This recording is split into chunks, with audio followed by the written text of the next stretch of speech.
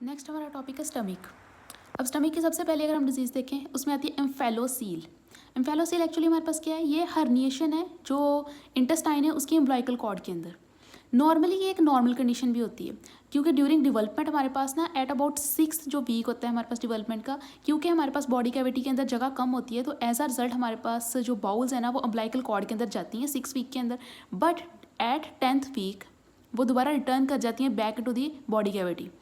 लेकिन इस एम्फेलोसील के अंदर हमारे पास क्या होता है कि फेल हो जाती है इंटेस्टाइन की to return back to the body cavity during development.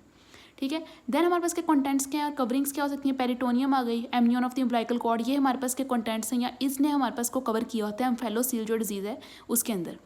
Next हमारे पास आती है डिजीज़ हम कहते हैं पाइलोरिक स्टीनोसिस। मेनली एक चीज़ में कॉमन है, कॉमन कह रही हूँ, एक चीज़ आपने इसमें याद रखनी है वो ये कि आदमियों के अंदर ज़्यादा होती है, मोर इन मैन। पाइलोरिक स्टीनोसिस है क्या, हमारे पास जो मसल्स हैं स्मूथ मसल्स स्टमक के उनका हाइपर ट्रॉफी हो गई है उनकी। एज अ रिजल्ट हमारे पास क्या होगा, क्या इसके डिफरेंट साइन एंड सिम्टम्स आ गए, ये कॉज है कि हाइपरट्रॉफी हो गई हमारे पास जो स्मूथ मसल स्टमक के। नेक्स्ट हमारे पास साइन एंड सिम्टम्स क्या है कि एक projectile non bilious vomiting, projectile non bilious vomiting होगी, विजिबल पेरिस्टाल्सिस क्योंकि मसल्स की स्टीनोसिस हुई होती है, एज अ रिजल्ट पेरिस्टाल्सिस बहुत ज़्यादा जो मूवमेंट है विजिबल होगी, और एक ऑलिव लाइक मास हमें वो फील होगा एब्डोमेन के अंदर। और ट्रीटमेंट हमने क्या करवाना है कि मायोटोमी यानी मसल्स की जो है वो वहाँ से रिस्ट्रिक्शन करवानी है, मतलब रिसेक्शन करवानी है, मायोटोमी करवा देनी है। नेक्स्ट एक हमारे पास जो है मैनी ट्रायर डिजीज़, ये एक हमारे पास डिजीज़ है। इसके अंदर हमारे पास क्या होता है, इसके अंदर वेरियस चीज़ें हैं। फर्स्ट ऑफ ऑल क्या होता है कि हाइपरप्लेजिया हो जाता है हमारे पास जो गैस्ट्रिक म्यूकोजल सेल्स हैं उनका। जब गैस्ट्रिक म्यूकोजल सेल्स का हाइपरप्लेजिया हो जाएगा तो एज अ रिजल्ट बहुत ज़्यादा गैस्ट्रिक म्यूकोजा जो है वो सिक्रीशन होगी उसकी। दूसरा क्या होता है हमारे पास कि एसिड का लॉस हो जाता है, ई क्लोरोहाइड्रिया कंडीशन हो जाती है। क्यों? क्योंकि जो ग्लैंडुलर है ना सेल्स उनकी एट्रॉफी हो जाती है। ठीक है, नेक्स्ट हमारे पास क्या होता है कि जो लॉस ऑफ प्रोटीन है वो भी हो जाती है कि प्रोटीन लूजिंग हमारे पास जो इंटेरोपैथी हो जाएगी, और उसकी वजह से हमारे पास जो है हाइपोएल्ब्यूमिनीमिया होगा। हमें पता है कि एज अ रिजल्ट साइंस क्या होंगे, एडीमा, फेशियल स्वेलिंग हो जाएगी। ठीक है, क्या है कि हमारे पास मैनी ट्रायर डिजीज़ के अंदर एक हाइपरप्लेजिया म्यूकोजल सेल का, म्यूकोस ज़्यादा सिक्रेट होगा, एसिड की हमारे पास सिक्रेशन कम हो जाएगी क्योंकि ग्लैंडुलर एट्रोफी है, प्रोटीन की सिक्रेशन हमारे पास बहुत ज़्यादा कम हो जाएगी, lead to hypoalbuminemia and then facial oedema, swelling, ये सब कंडीशन हैं। कहाँ पर इसकी साइड क्या है, fundus of the stomach, scenario के लिए ये याद रखना है। और ये हमारे पास मेंस के आदमियों के अंदर ज़्यादा है, सेम एज पाइलोरिक स्टीनोसिस 3:1 है। देन हम आए थे इसके कॉजेज़ क्या हैं। वैसे तो एग्जैक्ट कॉज हमारे पास का अननोन है, लेकिन एच पाइलोरी जो बैक्टीरिया और साइटोमेगैलो वायरस ये मेन कॉज हैं इसके। साइन एंड सिम्टम क्या है, nausea, vomiting, weight loss, anorexia यानी भूख वगैरह ना लगना। ट्रीटमेंट क्या है, गैस्ट्रेक्टमी कर दो इसकी, पीपीआई यानी प्रोटॉन पंप इनहिबिटर दो। स्पोर्टिव केयर भी है कि हमारे पास हाइपोएल्ब्यूमिया हो रहा है, प्रोटीन हमारे पास बॉडी के अंदर कम हो रही है तो एज अ रिजल्ट हम प्रोटीन रिच जो है वो डाइट दे देते हैं। ये हमारे पास जो है 3 डिजीज़ हो गई। नेक्स्ट अब हम देख लेते हैं गैस्ट्राइटिस। गैस्ट्राइटिस नेम ही शो कर रहा है इन्फ्लेमेशन है, ये दो हैं, एक एक्यूट भी है और ये हम नीचे जो है क्रॉनिक गैस्ट्राइटिस भी देखेंगे। फर्स्ट ऑफ ऑल पहले हम देख लेते हैं एक्यूट गैस्ट्राइटिस। डिफरेंस के पॉइंट्स है, काजेज, पैथोलॉजीज की, sign, symptom, treatment, risk factor, 1 by 1 हम देखते हैं। एक्यूट गैस्ट्राइटिस हमारे पास क्या है कि इन्फ्लेमेशन है, एक्यूट इन्फ्लेमेशन गैस्ट्रिक म्यूकोजा की। कॉज क्या है, एसिड की सेक्रेशन जो है ना हमारे पास वो बहुत ज़्यादा हो जाती है। अब जब एसिड सेक्रेशन बहुत ज़्यादा होती है, अब हम इसकी पैथोजेनेसिस देखते हैं। जैसे हमने पहले भी फार्मा में पढ़ा था कि जो एसिटाइल कोलिन और जो हिस्टामिन रिसेप्टर्स होते हैं, इन रिसेप्टर के जब एगोनिस्ट आके इनके साथ लगेंगे, मतलब रिसेप्टर के ऊपर एसिटाइल कोलिन लगेगा या रिसेप्टर के ऊपर हिस्टामिन लगेगा या प्रोस्टाग्लैंडिन के जब रिसेप्टर आके लगते हैं, तो जब एसिटाइल कोलिन का या हिस्टामिन का रिसेप्टर आके लगता है इसके ऊपर, रिसेप्टर के ऊपर एसिटाइल कोलिन या हिस्टामिन आके लगता है, तो एज अ रिजल्ट हमारे पास एसिड की प्रोडक्शन जो है वो ज़्यादा होती है। सिमिलरली जब प्रोस्टाग्लैंडिन का रिसेप्टर के ऊपर आके प्रोस्टाग्लैंडिन लगता है तो as a result acid secretion हमारे पास कम होती है। अब पैथोलॉजी क्या है कि या तो एसिटाइल कोलिन या हिस्टामिन रिसेप्टर की अप रेगुलेशन होगी और वहाँ पे ये ज़्यादा आ रहे हैं, या प्रोस्टाग्लैंडिन रिसेप्टर की डाउन रेगुलेशन होगी, ये सब लीड करते हैं एसिड की ज़्यादा सिक्रीशन की तरफ। एसिड सिक्रीशन ज़्यादा होगी तो ऐसा रिजल्ट क्या होगा कि जो नॉर्मल बैलेंस है म्यूकोजा के दरमियान जो हमें प्रोटेक्शन प्रोवाइड करवा रहा है, या उसके अलावा हमारे पास जो बाइकार्बोनेट्स हैं या जो नॉर्मल सप्लाई है ब्लड की वो और जो एसिड है उसके दरमियान हमारे पास जो डिस्टर्बेंस हो जाएगी।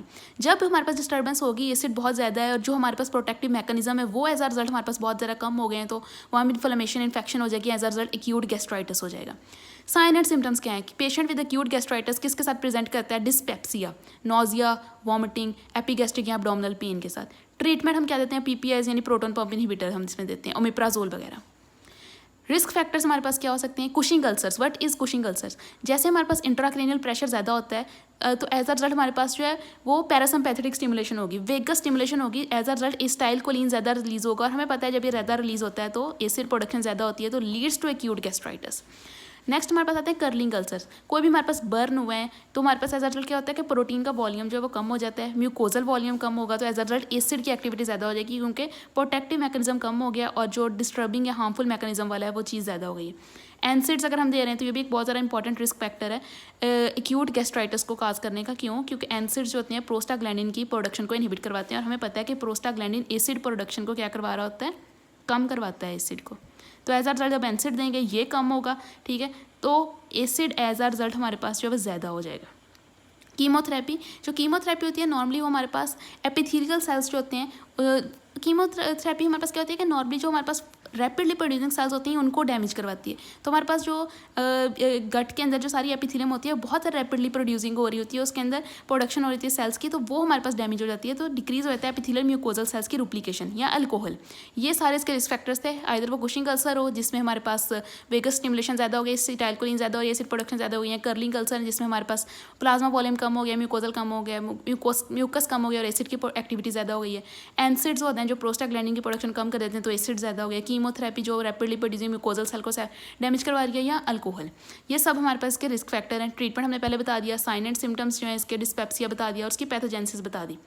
नेक्स्ट आ जाता है हमारे पास टॉपिक जिसका क्रॉनिक गैस्ट्राइटिस। अब क्रॉनिक गैस्ट्राइटिस के ना हमारे पास दो कॉजेज हैं, एक तो एच पाइलोरी, दूसरा ऑटोइम्यून गैस्ट्राइटिस। एच पाइलोरी हमारे पास पता है हमें बैक्टीरिया है। बैक्टीरिया हमारे पास ये बैक्टीरिया के पास ना एंजाइम होते हैं, इसे यूरिएज कहते हैं। ये कन्वर्ट कर देता है हमारे पास यूरिया को अमोनिया के अंदर। अब ये अमोनिया हमारे पास कंबाइन कर देता है क्लोराइड के साथ और NH4Cl बेस बन जाता है जो कि हमारे पास pH को बॉडी के अंदर ज़्यादा करवा देती है। एज अ रिजल्ट जैसे हमारे पास जो है pH बॉडी के अंदर ज़्यादा होगी तो ज़्यादा गैस्ट्रिन प्रोड्यूस होगा, which leads to increase acid production, और जब एसिड प्रोडक्शन ज़्यादा हुई तो अल्टीमेटली इन्फ्लेमेशन तो हुई ना, तो क्रॉनिक गैस्ट्राइटिस आ गई। अब यहाँ पे हमारे पास जो दूसरी कॉज थी इसे हम कहते हैं ऑटोइम्यून गैस्ट्राइटिस। इसमें हमारे पास क्या होता है HLA-DR एक एंटीजेंस हैं, वो अटैक कर देती हैं गैस्ट्रिक प्राइटल सेल्स को। एज अ रिजल्ट हमारे पास क्या होगा कि जो गैस्ट्रिक प्राइटल सेल्स है वो क्या करवा रहे थे, हमारे पास इंट्रिंसिक फैक्टर रिलीज करवाते हैं, तो वो नहीं रिलीज होगा। इंट्रिंसिक फैक्टर अब नहीं रिलीज हो रहा, विटामिन B12 की एब्जॉर्प्शन होनी थी, अब वो नहीं हो रही, ठीक है, तो पर्सन को क्या हो जाएगा, परनीशियस अनीमिया। उसके अलावा हमारे पास जो chronic gastritis which is due to हमारे पास ऑटोइम्यून हमारे पास जो गैस्ट्राइटिस, उसके अंदर म्यूकोजा की एट्रोफी हुई होती है और इंटेस्टाइन का मेटाप्लेजिया भी हमें जो है वो दिखने को मिलता है। अब हम साइन एंड सिम्टम दोनों को देख लें, दोनों में डिस्पेप्सिया है। डिस्पेप्सिया में हमारे पास क्या आ सकता है, नोजिया, वॉमिटिंग और एब्डोमिनल पेन, और इसमें साथ में परनीशियस अनीमिया भी है। साइट इसकी क्या है, जो हमारे पास गैस्ट्राइटिस है, क्रॉनिक गैस्ट्राइटिस ऑटोइम्यून की वजह से, वो हमारे पास फंडस यहाँ बॉडी ऑफ द स्टमक में है, और जो हमारे पास गैस्ट्राइटिस होता है क्रॉनिक एच पाइलोरी की वजह से वो हमारे पास कहाँ पे होता है, एंट्रम ऑफ द स्टमक के ऊपर। और ये एक बात ये कि जो हमारे पास ऑटोइम्यून गैस्ट्राइटिस है ये मोर है हमारे पास फीमेल्स के अंदर। इन्वेस्टिगेशन हमने इसमें क्या करवानी है, इसकी तो हम ये देख लेते हैं कि हमने इन्वेस्टिगेशन करवानी है कि एच पाइलोरी की वजह से यूरियस ब्लड टेस्ट करवा लेंगे, बायोप्सी करवा लेंगे, इसकी इन्वेस्टिगेशन में हम बायोप्सी करवा सकते हैं। साथ में यहाँ पर जो हमारे पास एच पाइलोरी वाला है उसमें हम स्टूल टेस्ट भी करवा सकते हैं, स्टूल्स के अंदर हमें ये मिलती हैं। रिस्क फैक्टर क्या है, दोनों हमारे पास जो है ना वो कैंसर काज करवा सकते हैं। एडिनो या गैस्ट्रिक एडिनो कार्सिनोमा करवा सकता है, और ये भी गैस्ट्रिक एडिनो कार्सिनोमा करवा सकता है, और स्पेशली इंटेस्टाइनल टाइप। एक और चीज़ करवाता है malt, MALT। What is malt? Mucus associated lymphocytic tumour. H pylori ये भी करवा रहा होता है, और ये बहुत ज़्यादा इंपॉर्टेंट है MCQs पॉइंट ऑफ व्यू से। अब देख लेते हैं हम इसके दोनों के ट्रीटमेंट्स। ये जो है इसमें हम इतना खास ट्रीटमेंट नहीं है, सिर्फ सपोर्टिव केयर है, या B12 अगर हमारे पास परनीशियस अनीमिया है तो उसकी रिप्लेसमेंट दे दो। इसके अंदर क्या है, क्योंकि बैक्टीरिया की वजह से है तो हम लोग इसके अंदर एक पूरी थेरेपी देते हैं। इसमें PPH प्रोटॉन पंप इनहिबिटर होते हैं, क्लिथ्रोमाइसिन है, मॉक्सिसिलिन है, मेट्रोनिडाजोल है। नेक्स्ट आ जाती है हमारे पास पेप्टिक अल्सर्स। पहले पढ़ा एक्यूट गैस्ट्राइटिस, देन ये हमारे पास क्रॉनिक गैस्ट्राइटिस, दो टाइप्स हैं इसकी, ऑटोइम्यून है, एच पाइलोरी, ये हमने इसके सारे पॉइंट्स पढ़ लिए। एंड देन अब हमारे पास आती है पेप्टिक अल्सर डिजीज़। अब पेप्टिक अल्सर डिजीज़ ना हम इसको on the basis of its site कि कहाँ पर हमारे पास अल्सर्स हो रहे हैं तो हम इसको दो में डिवाइड कर देते हैं। एक होते हैं डिस्टल स्टमक पे और एक होते हैं प्रॉक्सिमल डुडेनियम। डुडेनियम वाले ज़्यादा कॉमन है, 90% हमारे पास डुडेनियम वाले होते हैं, स्टमक वाले 10% है। कॉजेज़ क्या है हमारे पास? जो हमारे पास डुडेनियम के अंदर है ना, उसके अंदर तो एच पाइलोरी 95% केसेस के अंदर एच पाइलोरी है, और ज़िलीविंगर एलिसन जो सिंड्रोम है वो हमारे पास बाकी वो कॉज करवा रहा होता है। जो डिस्टल स्टमक के अंदर उसमें हमारे पास एच पाइलोरी है 75%, दूसरे एनसिड्स वगैरह हैं, बाइल रिफ्लक्स है, ये पेप्टिक अल्सर करवाते हैं। अब फर्स्ट ऑफ ऑल ना हम ये वाले देख लेते हैं, इसके अंदर सारी चीज़ें, देन हम जो है वो डिस्टल स्टमक वाला देख लेंगे। पहले हम डुडेनियम वाला देख लेते हैं। डुडेनियम वाले में हमारे पास क्या होता है कि एक हमें पता चल गया कि H pylori for example main cause है, या हम ज़िलीविंगर एलिसन सिंड्रोम की वजह से भी हम कह सकते हैं वो मेन कॉज है, ठीक है। तो इसमें जो है हमारे पास वो कैसे होता है। अब पहले हम एक चीज़ देख लेते हैं, ज़िलीविंगर एलिसन सिंड्रोम। ये क्या है? ये एक ऐसा सिंड्रोम है जिसमें हमारे पास ना ट्यूमर हो जाता है, जो गैस्ट्रिन सिक्रेटिंग सेल्स होते हैं उनका बहुत ज़्यादा गैस्ट्रिन प्रोड्यूस होगा, which in turn increase the acid production, और एसिड प्रोडक्शन ज़्यादा हो गया तो खुद ही अल्सरेशन जो है वो क्रिएट हो जाएगी, क्योंकि नॉर्मल बैलेंस जो है बिटवीन म्यूकस प्रोटेक्टिव और जो डिस्ट्रक्टिव जो मैकेनिज्म है उसके दरमियान डिस्टर्ब हो जाएगा, तो एज अ रिजल्ट वहाँ पे अल्सरेशन होगी। अब हम देख लेते हैं इन दोनों के साइट्स, हाँ साइन एंड सिम्टम्स देख लेते हैं। इसमें हमारे पास क्या है कि दोनों में ना एक बहुत ज़्यादा इंपॉर्टेंट पॉइंट है जो कि दोनों में सेपरेशन क्रिएट करवाता है और आपका जो है वो डायग्नोसिस बनाएगा कि either it is ulcer, peptic ulcer है जो कि हमारे पास स्टमक में, और इट्स पेप्टिक अल्सर जो कि हमारे पास डुडेनियम है। अगर हमारे पास एपिगैस्ट्रिक पेन है, दोनों में हमारे पास हो रही है, लेकिन अगर वो एपिगैस्ट्रिक पेन जो है वो खाने के बाद रिलीव हो रही है, ठीक है, और इन बिटवीन मील्स खाने के बाद रिलीव हो रही है और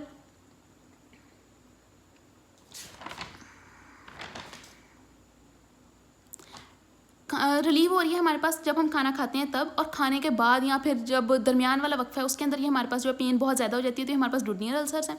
और अगर खाने के बाद हमारे पास पेन जो है खाने के फ़ौरन बाद बहुत ज़्यादा वर्सन हो रही है, तो ये हमारे पास जो है वो गैस्ट्रिक अल्सर्स है। अब पेन हमारे पास खाने के बाद रिलीफ क्यों हो रही है? क्योंकि ये साइट कौन सी है? डुडेनियम वाली साइट है। जैसे हमने खाना खाया तो एज अ रिजल्ट वहाँ पे सिक्रेटिन रिलीज होगा, गैस्ट्रिन रिलीज होगा, बाइकार्बोनेट्स वगैरह रिलीज होंगे, पीएच जो है हमारे पास खुद ब खुद ज़्यादा हो जाएगी, तो एज अ रिजल्ट हमारे पास पेन रिलीव होगी। लेकिन यहाँ पे हमारे पास खाने के बाद पेन ज़्यादा क्यों हो रही है? क्योंकि हमारे पास स्टमक के अंदर है, और जैसे ही हमारे पास फूड आएगा तो एज अ रिजल्ट क्या आएगा अंदर? HCl अंदर आएगा, और एसिड ज़्यादा हो जाएगा। एसिड ज़्यादा होगी तो खुद ही पेन अल्सर्स के अंदर वर्सन हो जाएगी। साइट क्या है इसकी? लेसर कर्वेचर है, इसमें मेनली हमें पता है ये डुडेनियम जो होती है वो साइट है। नेक्स्ट हमारे पास मेलिग्नेंसी के अंदर कन्वर्ट होने का चांस क्या है? ये जो गैस्ट्रिक अल्सर होते हैं ना स्टमक वाले, उनका बहुत ज़्यादा चांस होता है कि वो हमारे पास कन्वर्ट हो सके मेलिग्नेंसी के अंदर। ये जो डुडेनियल अल्सर है इनका कम चांस होता है। इन्वेस्टिगेशन क्या है? इसमें भी हमने बायोप्सी करवानी है, इसमें बायोप्सी करवानी है, और बायोप्सी में हमें क्या नज़र आता है कि हमारे पास जो बर्नर ग्लैंड है उसकी हाइपरट्रॉफी हुई होती है। रिस्क फैक्टर हमारे पास क्या है? एक तो ये कि दोनों के अंदर कार्सिनोमा के अंदर कन्वर्ट होने का रिस्क है, इसके अंदर ज़्यादा है, इसके अंदर कम है। लेकिन यहाँ पर हमारे पास ब्लीडिंग हो जाती है लेफ्ट गैस्ट्रिक आर्टरी के अंदर। इस गैस्ट्रिक अल्सर्स में लेफ्ट गैस्ट्रिक आर्टरी की ब्लीडिंग बहुत ज़्यादा कॉमन है। और जो डुडेनियल अल्सर है इसमें वैसे तो नहीं, लेकिन अगर posterior side of the duodenum involve होगी तो एज अ रिजल्ट हमारे पास जो गैस्ट्रोडुडेनियल आर्टरी है वो रप्चर होगी और एक्यूट पैंक्रियाटाइटिस होगी। ये हम पैंक्रियाटाइटिस वाले टॉपिक में भी पढ़ेंगे। नेक्स्ट हम देख लेते हैं फर्दर इसकी क्लासिफिकेशन भी है। पहले हमने उसकी ऑन द बेसिस ऑफ इसकी साइट की कि किस किस जगह पे थी। अब हम उसकी क्लासिफिकेशन करते हैं ऑन द बेसिस ऑफ इसके साइज़ की बेस पे। अगर लेस देन 3 सेंटीमीटर है, अगर ग्रेटर देन 3 सेंटीमीटर है, बिनाइन है, ये मलिग्नेंट कंडीशन है। इसमें क्या होंगे? शार्प, ये स्मॉल होगा, शार्पली डिमार्केटेड होगा, सराउंड होगा by radiating fold of mucosa, punched out हुआ होगा। इसमें लार्ज है, इरेगुलर है, हीप्ड अप मार्जिन है। ट्रीटमेंट अल्सर्स में हम क्या देते हैं मेनली हम ना, अगर वो एच पाइलोरी की वजह से तो क्वाड्रपल थेरेपी देते हैं, जैसे मेट्रोनिडाजोल होती है, PPI, सल्फासालाजीन्स और टेट्रासाइक्लिन होती हैं। ये हमने सारा देख लिया। इसके अंदर हमने क्या देखा? हमने इसकी कॉजेज़ देख लिए, साइट्स देख ली, फिर उसके हमने जो है साइन और सिम्टम्स देख लिए, मलिग्नेंसी के अंदर कन्वर्ट कैसे करना है, इन्वेस्टिगेशंस देख ली, रिस्क फैक्टर देख लिए, ट्रीटमेंट भी देख लिया। देन हमने उसकी साइज़ की बेसिस पे भी हमने इसकी जो है वो क्लासिफिकेशन देख ली। अब नेक्स्ट आता है हमारे पास टॉपिक गैस्ट्रिक कार्सिनोमा का। कार्सिनोमा 2 टाइप के हैं gastric carcinoma, intestinal type, diffuse type. जो डिफ्यूज टाइप है वो लेस कॉमन है, इंटेस्टाइनल टाइप ज़्यादा कॉमन है। पहले हम इंटेस्टाइनल टाइप देख लेते हैं। इसके क्या कॉज हो सकते हैं? एच पाइलोरी, ठीक है, ऑटोइम्यून गैस्ट्राइटिस हो गया, एच पाइलोरी हो गया, नाइट्रोसामाइंस हो गया, या ए टाइप ब्लड ग्रुप इसका कॉज होता है। फीचर्स क्या हैं? लार्ज इरेगुलर मार्जिन होंगे, हीप्ड अप मार्जिन हो गए, लार्ज इरेगुलर हीप्ड अप हमारे पास मार्जिन होंगे। ये हमारे पास जो डिफ्यूज़ टाइप है ना, इसके अंदर हमारे पास एक पहली चीज़ याद रख लें कि डिफ्यूज़ टाइप के अंदर ना तो एच पाइलोरी काज हो सकता है, ना नाइट्रोसामाइन काज हो सकती है, ना intestinal metaplasia. It is not associated. Diffuse type of gastric ulcer is not associated with all these things. Reason क्या हो सकती है? या तो जेनेटिक म्यूटेशन या ईकेडहेरेंट डिसफंक्शनिंग हो सकती है. जैसे इसके अंदर इरेगुलर लार्ज सेल थे, हीप्ड अप मार्जिन थे, यहाँ पे सिग्नेट रिंग सेल. क्या होता है कि न्यूक्लियस टुवर्ड्स पेरिफेरी और बाकी सारा यहाँ पे म्यूकस और ये इस तरह से, और थिकन हुई होती है जो स्टमक वॉल है वो. साइन एंड सिम्टम्स अब हम इसके आगे देखते हैं. वेट लॉस है, एब्डोमिनल पेन, अकेंथोसिस नेग्रिकेनन, स्किन कंडीशन जिसमें हमारे पास जो स्किन फोल्ड होती है वहाँ पे ब्लैकनिंग हुई होती है, ब्लैकनिंग हो जाती है, स्किन फोल्ड. उसके अलावा अर्ली सेशिटी, जल्दी आपको भूख खत्म हो जाएगी, एनीमिया होता है. अब नेक्स्ट हम इसका स्प्रेड देख लेते हैं. स्प्रेड कहाँ पे होगा? लेफ्ट सुप्राक्लेविकुलर जो हमारे पास नोड्स हैं वहाँ पे. लीवर के अंदर मेटास्टाइज हो सकता है, और अगर हमारे पास वो ट्यूमर इंटेस्टाइनल टाइप का है तो वो पेरी अम्बिलिकल रीजन के अंदर भी हो सकता है, और अगर वो ट्यूमर डिफ्यूज टाइप का है तो हमारे पास बायलेटरल ओवरीज में भी हो सकता है. हम कहते हैं क्रूकनबर्ग ट्यूमर भी, और ये वाला ऊपर हम कहते हैं sister Mary Joseph region. This is all about gastric carcinoma. और ये भी हमने इसकी सारी कंडीशंस देख ली कि पहले हमने पढ़ा इम्फेलोसील है कि हर्निएशन हो गई है, उसके बाद स्टीनोसिस कि हाइपरट्रॉफी हुई है मसल्स की और मायोटोमी, और ये मैनीट्रायर डिजीज़ है, इसमें हाइपरप्लेजिया म्यूकोजल सेल्स का और एट्रॉफी है ग्लैंडुलर. और उसके बाद नेक्स्ट फिर हमने जो है वो एक्यूट और क्रॉनिक गैस्ट्राइटिस पढ़ा है. एक्यूट गैस्ट्राइटिस था. ये क्रॉनिक गैस्ट्राइटिस दो टाइप्स हैं, या तो ऑटोम्यून भी हो सकती है, एच पाइलोरी की वजह से भी हो सकती है. नेक्स्ट फिर हमने जो है वो पेप्टिक अल्सर पढ़ा है. स्टमक के अंदर भी हो सकता है, डुडियम के अंदर भी हो सकता है, और उसके अलावा इसके ऑन द बेसिस ऑफ इसके साइज़ पे हमने डिफ्रेंशिएशन की. एंड देन फिर हमने इसकी क्या पढ़ी है? गैस्ट्रिक कार्सिनोमा, जिसके हमारे पास दो टाइप्स हैं, एक इंटेस्टाइनल टाइप है और दूसरी हमारे पास कौन सी है इसकी? Diffuse type.